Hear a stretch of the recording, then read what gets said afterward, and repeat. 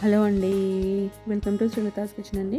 ఈరోజు శ్రీలతాస్ కిచెన్లో మనం చూడబోయే ఇంట్రెస్టింగ్ హెల్తీ డెలిషియస్ రెసిపీ ఏంటంటే గంగవాయల కూర పప్పు అండి. సమ్మర్లో ప్రతి ఒక్కరు తినాల్సినటువంటి ఆకుకూర పప్పు చాలా మనకి హెల్తీగా ఉంటుంది. సింపుల్ వేలో ప్రిపేర్ చేసుకోవచ్చు. ఇది మనకి ఒంట్లో ఉన్న వేడిని మొత్తం తగ్గించేసి మనకి చక్కగా చల్లదనాన్ని ఇస్తుంది. ఎక్కువసేపు స్టెమినాగా ఉండడానికి తోడ్పడుతుందండి. అలాగే మనకి ఇమ్యూనిటీ పవర్ని కూడా పెంచుతూ ఉంటుంది.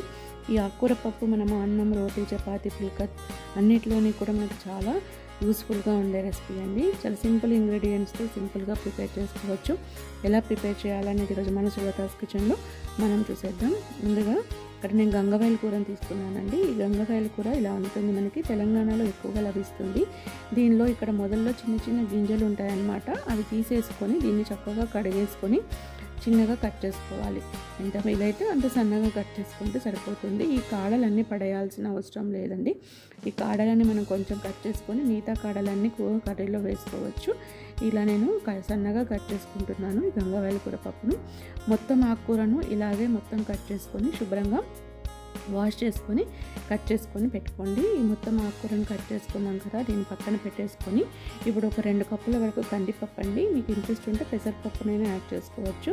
కందిపప్పును నానపెట్టుకొని శుభ్రంగా కడిగి పెట్టుకోండి. అలాగే ఒక చిన్న మామిడికాయ, పుల్లటి మామిడికాయ అండి, ఇలా ముక్కలుగా కట్ చేసుకొని ఈ పప్పులో వేసుకుంటే టేస్టీగా ఉంటుంది.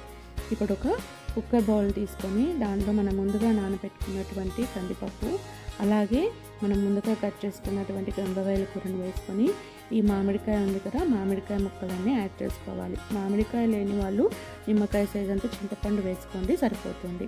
ఒక 2-3 పచ్చిమిర్చిని ఇలా ముక్కలుగా కట్ చేసుకొని వేసుకొని చిటికడంతా టర్మరిక్, 1 టేబుల్ స్పూన్ వరకు జీలకర్ర, అందులోని కొంచెం ఆయిల్ కూడా యాడ్ చేసుకొని అది మునిగేంత వరకు ఇలా వాటర్ని యాడ్ చేసుకోవాలండి.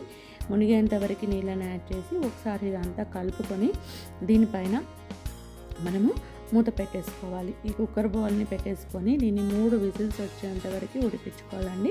నేను ఇలా మూతను ఫిక్స్ చేసుకొని 3 విజిల్స్ వచ్చే వరకు పెట్టుకుంటున్నాను.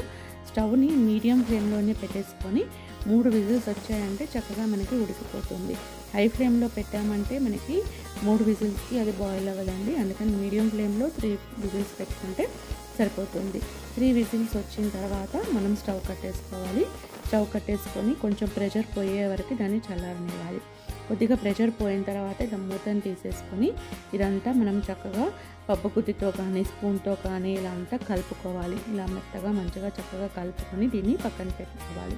ఇప్పుడు దీనిలో పోపు కోసం ఒక బౌల్ పెట్టుకొని 1.5 టేబుల్ స్పూన్ వరకు ఆయిల్, కొంచెం మినప్పప్పు, అలాగే కొద్దిగా శనగపప్పు, 1 టేబుల్ స్పూన్ జీలకర్ర, 1 టేబుల్ స్పూన్ ఆవాలు, అందులోనే పచ్చిమిర్చి, ఎండుమిర్చి, ఒక చిన్న ఆనియన్ ఇంట్రెస్ట్ లేని వాళ్ళు స్కిప్ చేసుకోవచ్చండి. అందులోనే కొంచెం కరివేపాకును కూడా వేసుకొని కొంచెం దోరగా వేగనివ్వాలండి. ఇవి కొంచెం మనకి దోరగా వేగిన తర్వాత ఒక 5-6 వెల్లుల్లిపాయలను కొంచెం కచ్చాపచ్చాగా దంచుకోవాలి. కొంచెం కచ్చాపచ్చాగా దంచుకొని ఇందులోనికి యాడ్ చేసుకోవాలి. ఈ వెల్లుల్లిపాయలు మరియు ఆనియన్ చక్కగా కొంచెం వేగేట్టుగా ఒకసారి ఇలా వేయించుకోవాలండి. ఈ పోపు మొత్తం మనకి కొద్దిగా వేగిపోయిన తర్వాత మనకి ముందుగానే ఉడికించుకున్నటువంటి ఈ గంగవాయల కూర పప్పును మొత్తం ఇందులోనికి యాడ్ చేసుకోవాలి.